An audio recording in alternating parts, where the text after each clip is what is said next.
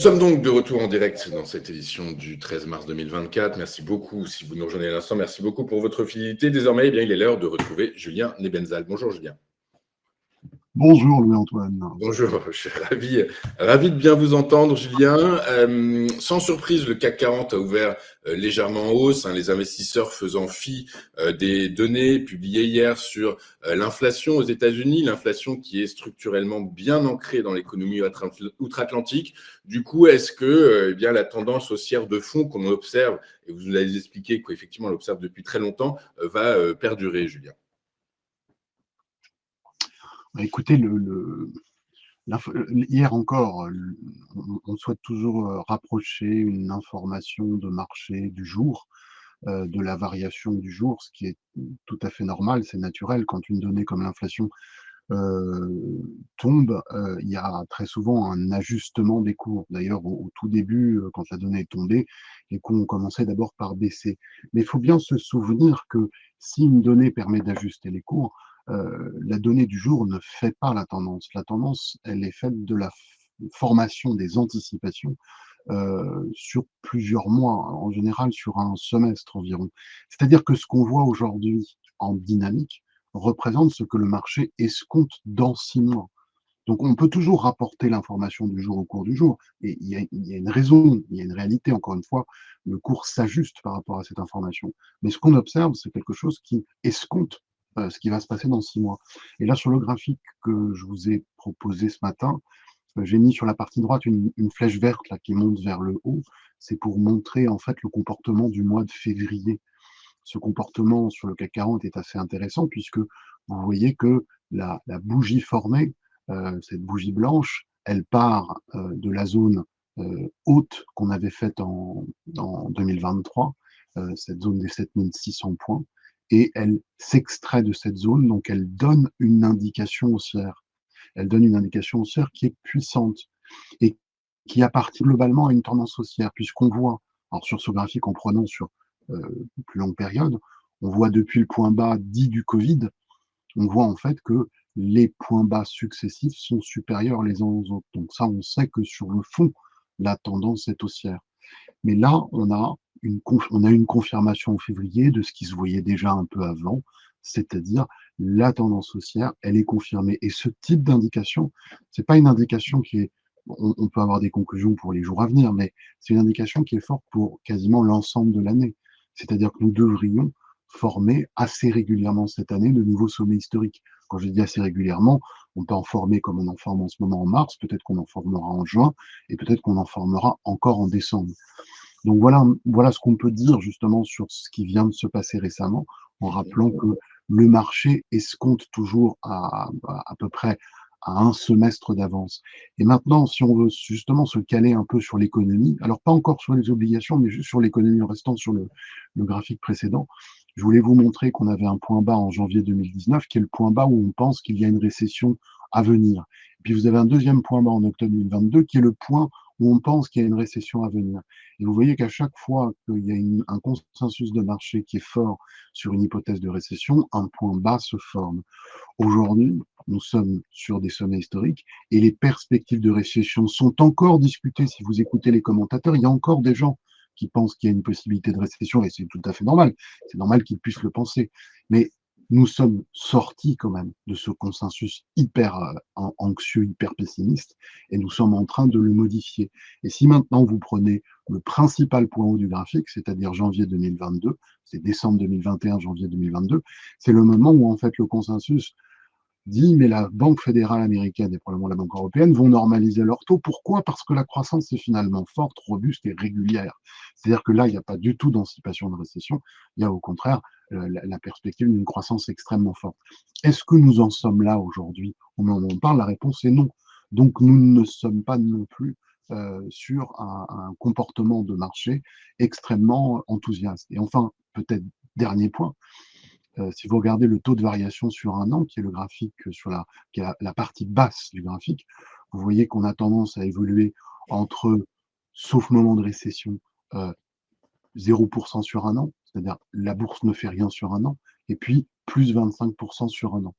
Ça, c'est ce qu'on fait au mieux sur un an glissant. Et bien là, on voit que la courbe est tout à fait au milieu. Ça veut dire que nous ne sommes pas du tout dans une situation de surachat en termes de dynamique sur un an glissant.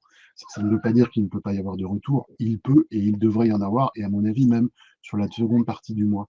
Mais en tout cas, il n'y a aucun signal d'alerte nulle part, que ce soit en termes d'économie, que ce soit en termes de sentiment de marché, que ce soit évidemment en termes d'analyse technique, hein, la bougie du mois de février, et même la dynamique des indicateurs, celle de la puissance. Oui, alors tout ça devra être confirmé quand même. On dit qu'effectivement aux États-Unis, l'économie devrait atterrir en douceur. Le soft landing, hein, c'est l'utilisation courante qui est utilisée en ce moment. En Europe, c'est un peu différent.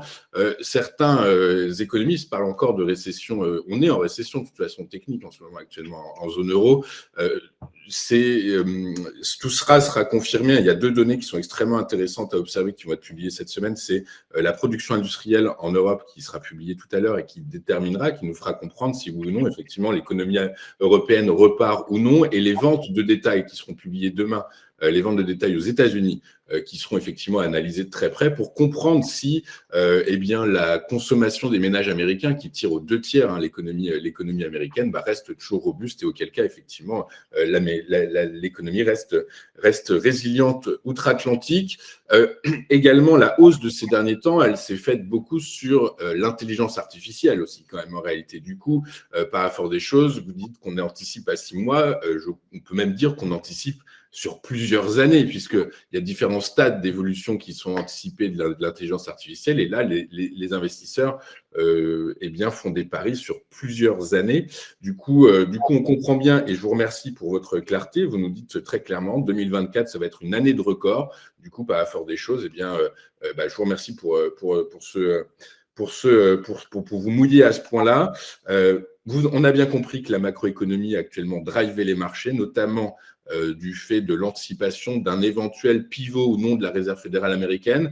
Du coup, inévitablement, c'est le marché de taux qui est très surveillé actuellement. Est-ce qu'on peut faire un lien, est-ce qu'il y a un lien évident, Julien, entre le marché de taux et le marché action actuellement? J'en vois un et j'en vois un déjà à signaler, hein, significatif, et on le voit sur ce graphique. Là, vous avez l'évolution du taux à 10 ans aux États-Unis depuis le point bas du Covid. Donc, vous avez que la première partie de hausse du taux long jusqu'en janvier 2022, c'est simplement le retour à la normale de l'économie par rapport à une période d'accroissement très fort de la masse monétaire, hein, qui a fait baisser les taux. Mais surtout, ce qu'on voit, c'est qu'à partir d'octobre 2022, les taux ont quasiment fini de monter.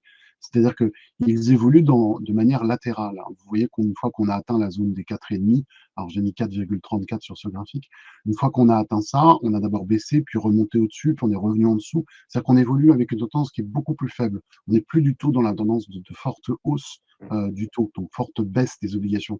Et qu'est-ce qui se passe à partir d'octobre 2022, grosso modo dès le mois de novembre 2022? Eh bien, on voit apparaître le début de la dynamique haussière sur les marchés actions. Ça veut dire quoi? Ça veut dire que les marchés actions ont compris que la normalisation des taux longs, hein, pas de la politique monétaire, mais le retour des taux longs à un niveau normal, elle est passée, elle est faite, elle est intégrée. Et ça libère en fait une hypothèque sur la valeur des actions. C'est qu'il y a un lien, alors là, financier, strictement financier, entre la valeur des actions et les valeurs des obligations. À partir du moment où on voit qu'il y a une stabilisation du marché obligataire, eh bien, on est sur un horizon finalement sur ce point-là qui est dégagé. Maintenant, si on prend la question que vous posez, le lien que vous faites avec la politique monétaire et le soft landing et les hypothèses de baisse de taux. Alors, l'hypothèse de baisse de taux, c'est ce qui semble animer le marché aujourd'hui, et le marché des actions, et l'inciter à poursuivre cette dynamique haussière. Mais je voudrais juste rappeler que quand on parle de landing, ça veut dire qu'on parle bien d'atterrissage, ça veut dire qu'on était plus haut avant. Or, pour ma part, j'ai constaté que les indices économiques américains ont baissé il y a plus d'un an.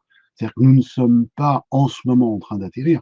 Nous avons déjà atterri il y a un bon moment par rapport à la reprise post-Covid. Et ce qu'on ne voit pas clairement, c'est le redécollage. Donc moi, je me situe dans une lecture tout à fait différente du consensus de marché. Je n'attends pas de landing, je considère que nous avons atterri. En revanche, la dynamique économique repart aux États-Unis, et donc pour moi, les données vont progressivement s'améliorer. Ce qu'elles commencent déjà à faire et ce qu'on retrouve indirectement dans le niveau du taux d'inflation, puisque vous avez cité la donnée d'hier. Donc, peut-être en conclusion de ce point sur la politique monétaire, j'ai bien entendu la Banque fédérale américaine dire qu'elle envisager de baisser ces taux. Je peux comprendre qu'il y ait une sorte de nouvelle normalisation, mais alors c'est du réglage très fin, hein, ce qu'on appelle du fine tuning. C'est de dire: «Ouh là, je suis peut-être 50 points de base au-dessus de ce que je devrais être», mais l'impact sur l'économie de ce genre de décision, il n'existe pas, il y a pas. Ce qui compte, c'est des politiques, c'est des véritables cycles de politique monétaire. Et je pense que l'économie se porte bien, relativement, elle est pas époustouflante, mais elle se porte bien et elle s'améliore. Donc pour ma part, je ne vois pas pourquoi les taux baisseraient aux États-Unis. Je ne vois aucune raison de les baisser. Et s'ils baissaient, notamment parce que la Banque fédérale l'a dit, ce sera simplement ce que j'appelle du fine tuning, un à tout la marge. petit réglage à la marge, exactement. Ouais, on comprend bien, Julien. Du coup, par la force des choses, donc vous nous dites vous, selon votre scénario, eu égard à l'évolution de l'économie américaine et à son non-redécollage, mais à son atterrissage passé, vous nous dites que probablement il n'y aurait pas de pivot de la Fed en 2024. Ceci étant, ce n'est pas l'anticipation de marché. Les marchés anticipent encore nettement un pivot en juin. Du coup, si on fait de la finance-fiction, quel pourrait être l'impact de ce pivot sur les cours des actions? Alors, je dirais que si je vais parler de l'impact de ce sujet, notamment en termes de comportement, c'est autant que le marché véhicule de manière consensuelle des hypothèses de baisse de taux successives, je pense que la dynamique haussière des marchés actions, elle est vraiment soutenue. Si, au moment d'une baisse de taux, le discours qui accompagne est un discours de fine-tuning, ce que je décris, je pense qu'il n'y aura pas de changement. On pourra juste vendre la nouvelle. On aura constaté que le taux a baissé, c'était ce qui était anticipé. Si en revanche le discours était extrêmement pessimiste, c'est-à-dire nous avons baissé les taux, mais nous devons les baisser beaucoup plus parce qu'une récession guette, là il pourrait y avoir un renversement sur les marchés d'actions, un renversement baissier. Mais tout ça, c'est de la. Vous m'avez posé la question de la fiction, donc je réponds de manière fictive. Parce que pour moi, mon cadre, c'est un cadre dans lequel il n'y a pas de ralentissement économique significatif, il y a même une amélioration des conditions économiques, et en 2024 et en 2025 aux États-Unis. Donc je ne me situe pas dans cette fiction. La seule chose, encore une fois, qui pourrait correspondre à mon scénario, c'est une baisse de taux qui soit uniquement normative, uniquement de réglage final, de calibrage final du niveau de taux. Et si je me projette un peu plus, c'est-à-dire que je raisonne au-delà de 2024 et même au-delà de 2025, les données qu'on verra sur l'inflation ne seront pas des données de retour de l'inflation à 2% et en dessous. Ce seront au contraire des données d'inflation qui montreront un léger auto-entretien de l'inflation, donc des données qui sont plus proches de 3 et 4%.